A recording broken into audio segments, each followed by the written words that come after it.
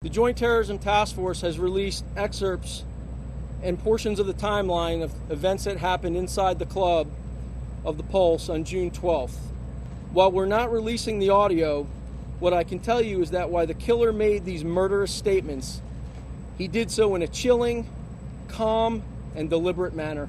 While we will not be providing the 911 calls made by the victims, we're doing this out of ultimate respect. Yes, the audio is compelling, but to expose that now would be excruciatingly painful to exploit them in this way. The killer of 49 and the shooter of 53 others identified himself as an Islamic soldier who pledged allegiance to a terrorist organization which was bent on killing Americans. He does not represent the religion of Islam, but a perverted view which, based on what we know today, was inspired by extremist killers. We currently have no evidence that he was directed by a foreign terrorist group, but was radicalized domestically. The killer stated that he had an explosive device, but none was found. The Joint Terrorism Task Force has conducted over 500 interviews as we sit here today.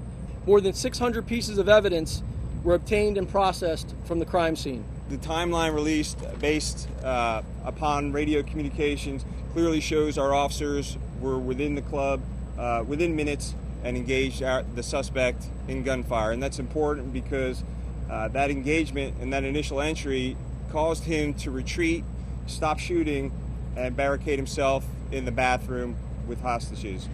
That engagement and that initial entry caused him to retreat, stop shooting, and barricade himself in the bathroom with hostages.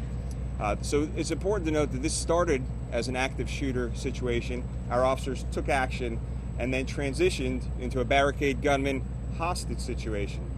So after that second exchange of gunfire, upon that initial entry of our officers, there was no other gunfire until the hostage rescue operation took place. So during that 3 hours, I just want to make sure everyone's clear on that, there was no gunfire.